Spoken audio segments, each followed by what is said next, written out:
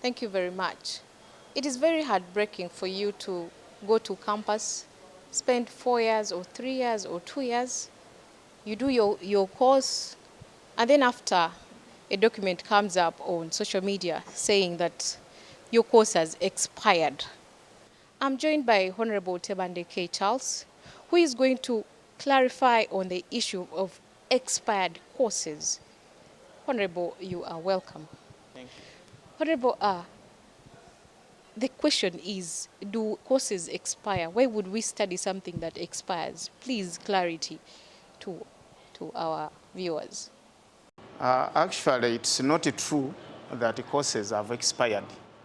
I've also just seen on social media a notice from Cambridge University, that are contemplating that the courses for very many universities in Uganda have expired.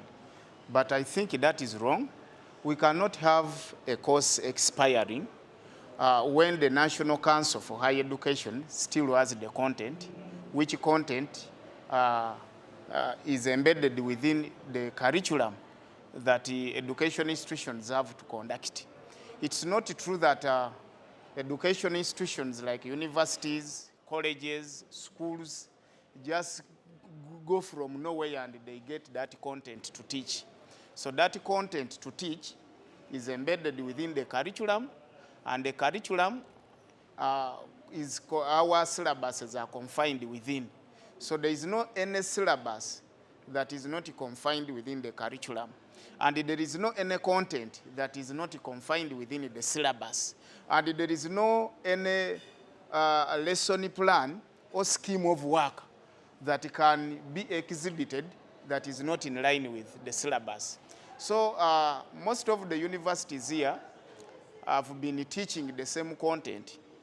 Even during the time before the courses expire, if I'm to say, the content has not changed. So if they taught someone law or business administration or education in the year 2017 or 2016 or 2010, the psychology which is studied in education is still the same psychology which is being taught up to date. So those are allegations to say that the degrees have expired, the universities the degrees cannot expire when the certificates are inexistent. And the degrees cannot expire when the universities are teaching. And the universities cannot teach when the National Council for Higher Education has not acquitted them with the syllabus content from the curriculum. The issue which is speculating and saturating around, I think, is similar to when you have a bar or a hotel or a shop and your annual trading license expires or your worker permit expires. It doesn't mean that your bar has expired or your hotel has expired from service or you are not going totally to perform. And it doesn't mean that for those clients whom you sold the commodities to at expiration of your trading license or worker permit, that they are convicted. They can't be convicted in any way or the other. What is required is for you to go under regulations and make your worker permit or trading license clear. So that's what the education institutions have to undergo and do. Then, should that be done, then there will be no any other query. For me, I think as Uganda experience of work, people are always doing things in a mafia way, in a gambling way. So institutions might have forgotten their responsibilities to meet the clearances. So that's why maybe the Cambridge University is mandating them and throwing a stone into the bush to see that they evaporate, they come out quickly and meet the payments and all those irregularities to be cleared. Honorable, now what explains the rejection of Ugandan degrees abroad, in UK to be specific? Because Ugandans have studied, those who have taken their qualification and then rejected. No, for how long has it happened? So if it is happening within this era of the scandal, then it means it is a call for those specific institutions to come up and clear. If it was a case, then it means that the entire education system in Uganda at higher levels must be scrapped and must end immediately and also, which cannot happen. Because even those specific countries have learners here, they have students here, international students, who are studying and learning from within here, and more so from our content, curriculum, and syllabus. So I don't think such an allegation is right. It is a false one. It is entitled to investigation and maybe to make some other corrections of where a mess went about. So, Honorable, you're telling me that courses actually do not expire. So what is this document that is circulating on social media? Courses do not expire. What would expire is the content. The content. Within the syllabus and the curriculum that is being taught. And that content is determined by National Council for Higher Education, if I'm to repeat. It is not the Cambridge University that determines the content here. Okay. The curriculum content for Uganda is completely different from the curriculum content of USA, of England, of Kenya, of Tanzania, though we might be having some components of comparative study where we can compare the geography of Uganda to that of America, the do's, the don'ts, the coons, and any other. But the syllabus cannot expire really. If you say a syllabus is expiring, it beats my understanding. It does not hold any water. Neither does it hold any sense. Because expiration of a syllabus will tantamount to expiration of the content. And so if the content is still the same that is being taught, then the syllabus is on and is ongoing and cannot be terminated in any way or the other. So I just want to encourage most of the learners. Some have got puzzled, some think they cannot even waste time to go to schools. No, this is a very, let me put it clear to a native example, a local example for whoever is viewing us. It is like when you are having a school, and that school you are teaching learners, and you are licensed to operate in Uganda, and that license is liable to renewal, and maybe it has expired, and now you have not yet renewed. It doesn't mean that you need to close that school. You just need to go to the district or to the ministry and renew that license, then you continue. And if in your school you had the P7 that sat last year, and you are still teaching more other pupils in P7, and your license expired last year, it doesn't mean that these people who are studying, you must expel them. And it doesn't offend those who studied last year that they got certificates from a school that operated without a license. No. The clients are third parties, and they are not liable to the consequences of the first party. So those are administrative issues, challenges, problems, which the administrators of respective institutions need to go and settle. Honorable, there are so many courses that, whose license has expired. And what if the universities do not have the money to renew the license of these courses? What happens to the people the students who want to do perhaps those courses, or those who have completed those courses? What I know, like I looked at the notes, it was almost outlining all the courses offered in Uganda. Exactly, yeah. Yeah. So it would imply Ugandans are not liable to attend any course of study.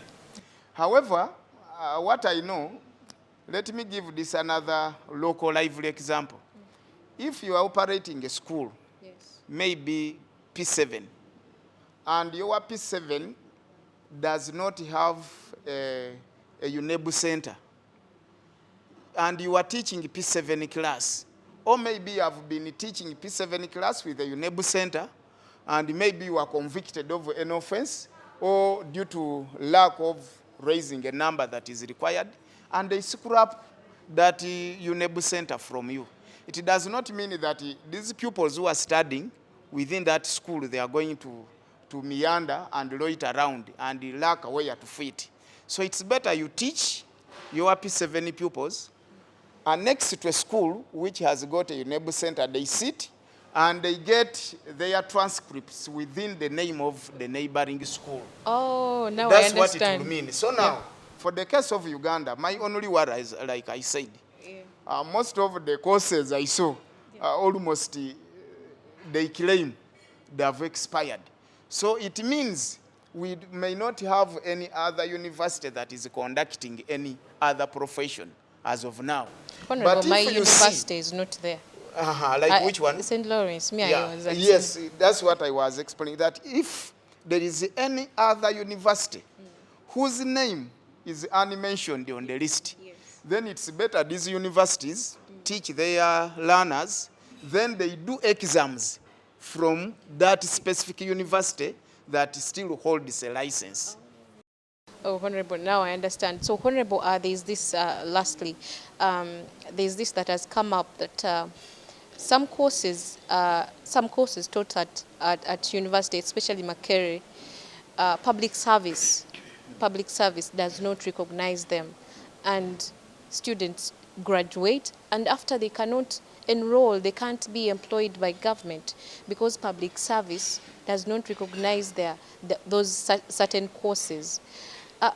How do we help such Ugandans or such students?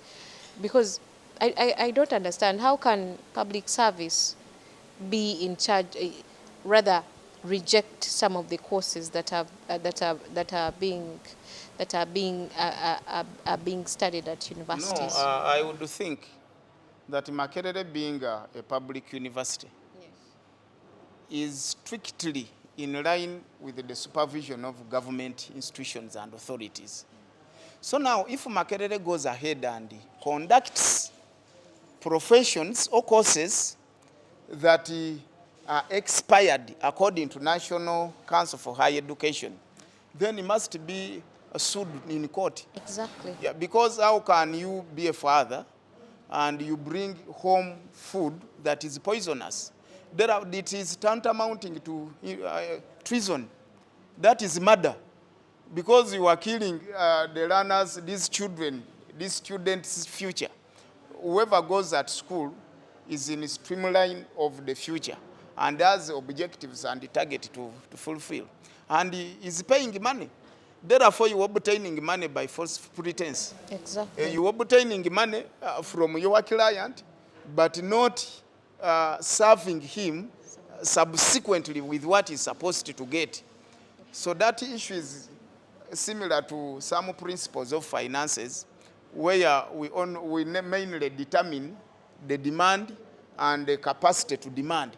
Now, Honorable, The two match together. Honorable, whose problem is that? Is that university? That is, first of all, a problem for the university and administrators, and also a problem for National Council for Higher Education and the entire Ministry of Education. Exactly. Because as the education process moves, ministry has to supervise these education institutions.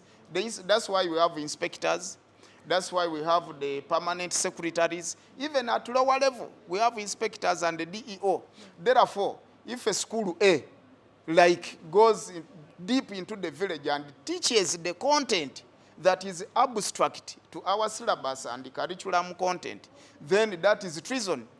If a school goes down and gives content about homosexuality, which is and teaches learners how to do homosexuality, which is an offense in Uganda, then such institution is liable to conviction.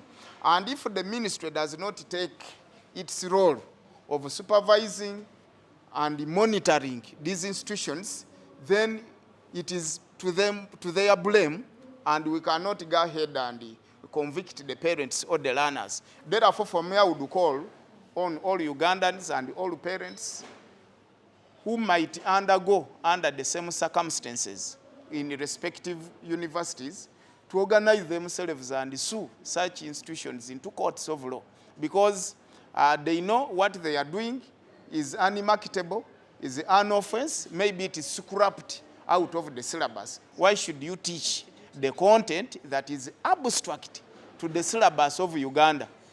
Then that's an offense. It's unheard of. It's a taboo actually, and whoever does it does an omission, which is that tantamounts to treason or murder. Thank you so much, Honorable Tebandeke. Oh, to those Ugandans whose courses were listed in the document that circulated on social media, hold your guns, hold your horses.